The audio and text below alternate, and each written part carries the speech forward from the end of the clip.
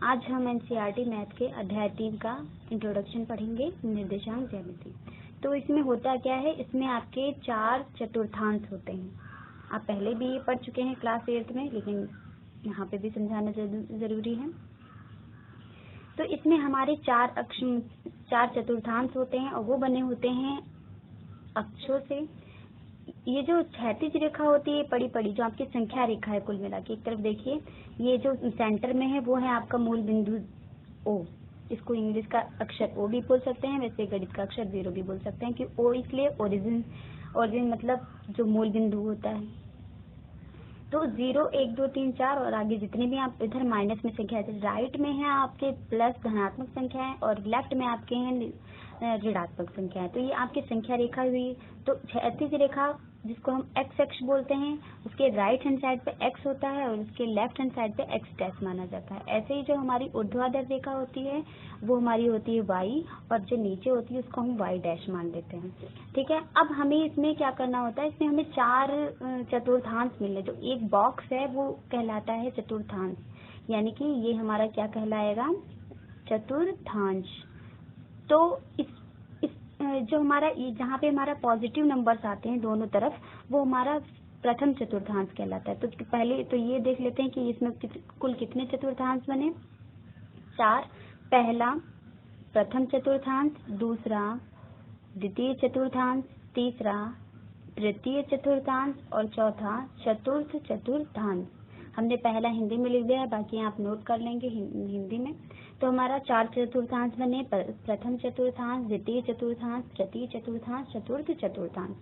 अब यहाँ पे हमारे जो एक्स एक्स के राइट हैंड पे प्लस की संख्याएं होती हैं और लेफ्ट हैंड पे नेगेटिव माइनस की संख्या होती है। ऐसी वाई अक्ष के ऊपर की ओर धनात्मक संख्याएं होती हैं और नीचे की ओर ऋणात्मक संख्याएं होती हैं। अब इसमें हमारा कोई भी कोऑर्डिनेट जैसे हमें शो करना है, मान लीजिए 2,3 ब्रैकेट में 2,3, तो आगे वाला जो निर्देशांक होता है वो हमेशा ही एक्स अक्ष को डिनोट करता है, और जो पीछे वाला निर्देशांक होता है वो किसको डिनोट करता है, वाई अक्ष को। या आप साइड में कहीं लिख लीजिएगा, एक ही निर्देशांक यहाँ पे हम लिख दे रहे हैं साइड में, निर्देशांक x, y, जहाँ पे x को कहते हैं भुज और y को कहते हैं कोटि। हमेशा ध्यान रखिएगा, जो आगे वाला होता है वही आपका x होता है और जो पीछे वाला होता है वही आपका क्या होता है, y होता है। ये आप अलग से नोट कर लीजिएगा। तो अगर मान लीजिए हमें निर्देशांक यही 2,3 दिखाना है, तो 2,3 का दोनों प्लस नंबर है, यानी कि x भी हमारा प्लस का लिया जाएगा और y भी हमारा प्लस का लिया जाएगा। तो देखिए यहाँ पे हम x अक्ष पर +2 देखें तो ये हमारा मिला, ठीक, और y अक्ष पर हमें कितना देखना, 1 2 3, ये मिला हमारा। और ये दोनों ही सामने सामने चलेंगे और जहाँ ये टकराएंगे वही बिंदु इनका क्या होगा, 2,3। ओके, तो सबसे पहले हम देख लेते हैं कि हमारा कौन सा चतुर्थांश किस साइन का होता है। तो हमारा प्रथम चतुर्थांश पे आते हैं। तो प्रथम चतुर्थांश में ये जो एक्स अक्ष है ये भी सारे पॉजिटिव नंबर हैं और वाई अक्ष है ये भी सारे क्या हैं, पॉजिटिव नंबर, यानी कि प्रथम चतुर्थांश में दोनों ही हमारे पॉजिटिव साइंस होते हैं। अब आ जाते हैं हम द्वितीय चतुर्थांश में। द्वितीय चतुर्थांश पहले हमें कौन सा लिखना है, एक्स का कोऑर्डिनेट, फिर हमें लिखना है वाई का कोऑर्डिनेट।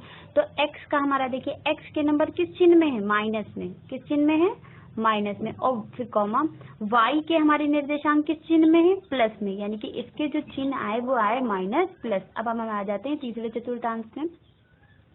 इसमें हमारा पहला एक्स का, दूसरा वाई का। तो एक्स का तो ये है, एक्स कह लीजिए या एक्स डैश कह लीजिए, लेकिन लिखा जाएगा पहले एक्स का ही। तो एक्स के हमारे साइन किस में है, माइनस में, और वाई के हमारे साइन किस में है, वो भी हमारे सब माइनस में, यानी कि तीसरा चतुर्थांश दोनों ही माइनस। अब चौथे चतुर्थांश में आ जाइए।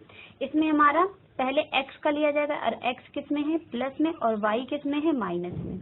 अगर आप कभी भूल जाएं तो आप संख्या रेखा फटाफट बना के इनके साइन निकाल सकते हैं। वैसे आप 1 2 बार जब प्रैक्टिस करेंगे तो आपको याद हो जाएगा। यानी कि प्रथम चतुर्थांश में ऑल पॉजिटिव, द्वितीय चतुर्थांश में माइनस प्लस, तृतीय में माइनस माइनस और चतुर्थ में प्लस माइनस। अब आपसे कह दिया जाए -5,6 को आप तल पर निरूपित कीजिए, तो आप कैसे, यानी कि x पे आपको -5 चलना है, तो पहले -5 आप देखते हैं x पर। तो x पर इधर तो सारे प्लस हैं, इधर आपके सारे माइनस है, तो -5 आपका x पे ये हो गया। अब लिखा है y पर 6, ये y का ही तो है पीछे वाला कोटि, तो y पर 6 +6, तो +6 ऊपर है, तो ये हमारा हो गया 6। अब ये दोनों जहाँ पे सामने सामने चलेंगे, जहाँ पे टकराएंगे वही आपका क्या होगा, -5,6।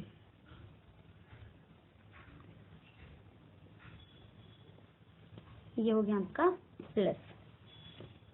और हम तो अब हम एक्सरसाइज 3.1 स्टार्ट करते हैं।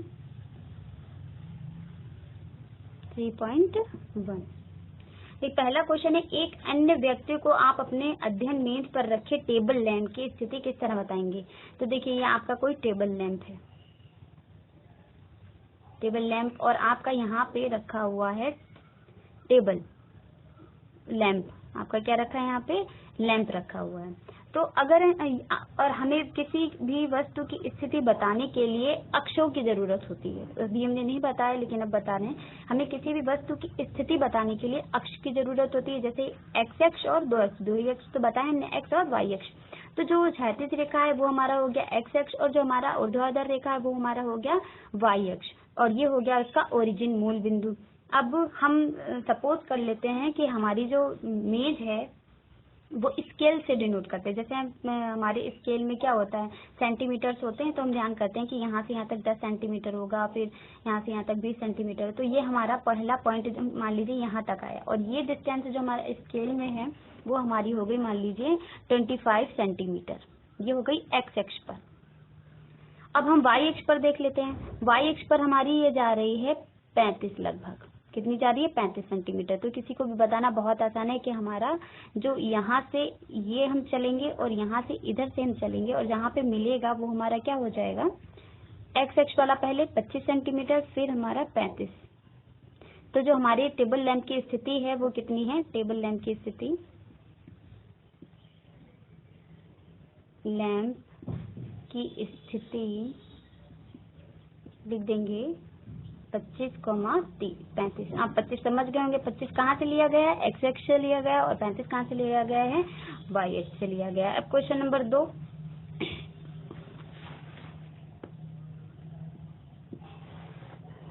लिखा हुआ है, बुक लाते हैं आपको समझाने के लिए। एक नगर में सड़क योजना, क्या है ये आपकी सड़क योजना। एक नगर में 2 मुख्य सड़कें हैं जो नगर के केंद्र पर मिलती हैं। ये 2 सड़कें उत्तर दक्षिण की दिशा और पूर्व पश्चिम की दिशा में। सबसे पहले ये क्या कह रहा है कि 2 सड़कें हैं और वो केंद्र पर मिलती हैं। तो सबसे पहले हमने 2 सड़कें बना ली, और उसमें दिशा जरूर नोट कर दी। ये हो गया आपका पूरब, ये हो गया आपका पश्चिम, ये हो गया आपका उत्तर, और ये हो गया आपका दक्षिण। क्यों, क्योंकि इन्होंने क्वेश्चन में कहा है कि एक नगर में 2 मुख्य सड़कें हमने बना ली, एक पूरब पश्चिम वाली और एक उत्तर दक्षिण वाली, जो नगर के केंद्र पर मिलती हैं। ये 2 सड़कें उत्तर दक्षिण, देखिए उत्तर दक्षिण और पूर्व पश्चिम की दिशा में है, पूर्व पश्चिम की दिशा में है। नगर की अन्य सभी सड़कें इन मुख्य सड़कों के समांतर 200 मीटर की दूरी पर हैं। यानी कि और भी सड़कें हैं, जैसे मान लीजिए यहाँ से यहाँ पर भी कोई सड़क है, तो वो कितनी 200 जितने भी सड़कें हैं उनके बीच की जो डिस्टेंस है वो कितनी है, 200 मीटर है। प्रत्येक दिशा में लगभग 5 सड़कें हैं। अब देखिए आप उत्तर से दक्षिण में देखिए, उत्तर से दक्षिण में आपकी कितनी सड़कें हैं, 5 सड़कें हैं। तो हम स्केल से 5 सड़कें हैं, और आगे लिखा हुआ है कि 1 सेंटीमीटर बराबर, यहाँ पे देखिए आगे लिखा हुआ है 1 सेंटीमीटर बराबर 200 मीटर, क्योंकि हम 200 मीटर तो अपनी कॉपी पर खींच नहीं सकते हैं, तो उन्होंने मान लिया कि जो 200 मीटर है वो किसके बराबर है, 1 सेंटीमीटर के बराबर है। तो जो 5 सड़कें हैं उनके बीच की जो डिस्टेंस है वो हमारी 1 सेंटीमीटर आप समझ लीजिए। ठीक है, तो हमने स्केल रखा, स्केल में 1 सेंटीमीटर का हमने यहाँ पे डॉट रख लिया, 1 सेंटीमीटर, 2, 3, और नीचे भी हमने ऐसे ही डॉट रख लिया। अब इन्होंने ये कहा था कि प्रत्येक दिशा में 5 सड़कें, ये जो हमने जो मुख्य सड़कें खींची हैं इसको डिनोट नहीं करना है आपको उस सड़क में, आप इसके अलावा 5 खींचेंगे। तो हमने पहले यहाँ पे खींच ली 1 सेंटीमीटर के डिस्टेंस पर, 1 और 2, 2 सड़कें हो गई हमारी। एक और खींच लीजिए 3, सारी ऊपर नहीं खींच सकते, कुछ नीचे भी खींचिए। ये हो गई हमारी 4 और ये हो गई हमारी 5। ये हमारी हो गई 5 सड़कें। इसको आप नाम दे दीजिए मार्ग 1 यानी कि M1, M2, M3 और जो मुख्य सड़क है उसको नाम नहीं देंगे। ये आपकी हो गई M4 और ये हो गई आपकी M5। अब इसी तरह देखिए, अब उत्तर और दक्षिण में आप सारी सड़कें काउंट करेंगे तो आपको कितनी मिलेंगी? 5। एक M1 1 2 3 4 5 जो मुख्य सड़क है, बस आपको उसको काउंट नहीं करना है। अब आप पश्चिम और पूरब से पश्चिम में भी कितनी सड़कें ड्रॉ कर लीजिए? 5, वो भी 1 1 सेंटीमीटर की डिस्टेंस पे। तो हमने ये इधर 2 कर ले रहे हैं, 1 2, ये सब इनके बीच की डिस्टेंस आपकी 1 सेंटीमीटर है। 3 और इस साइड में 2, 1 और 2। इसको भी मार्ग नाम दे दीजिए, इन सबको एरो लगा दीजिए।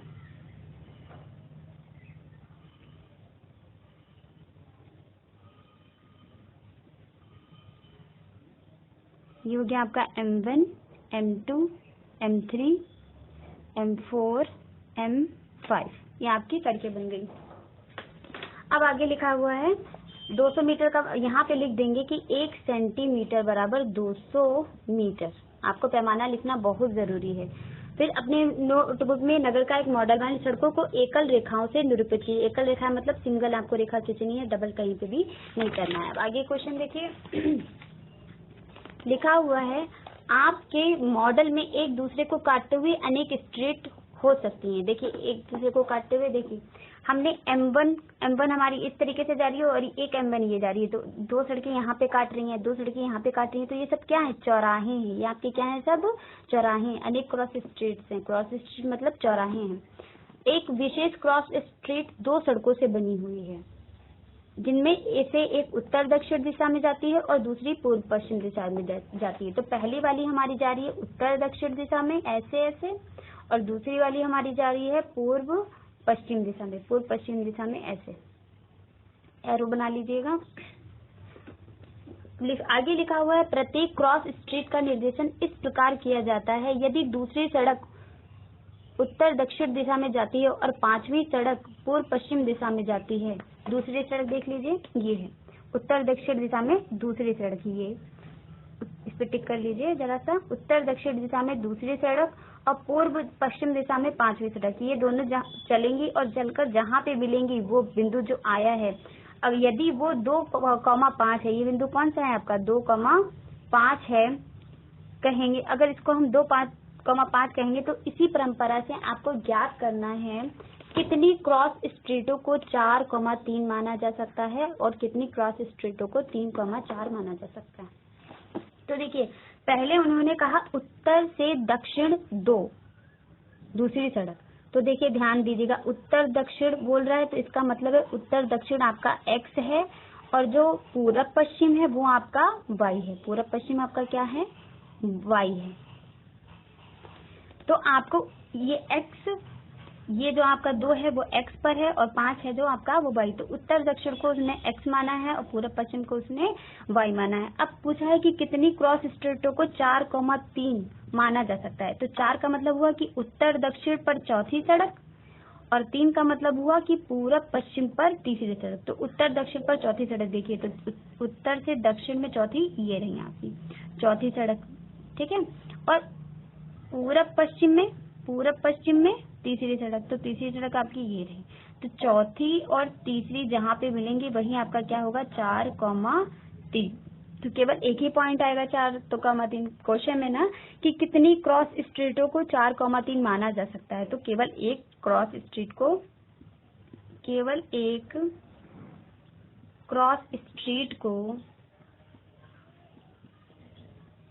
4,3 माना जा सकता है।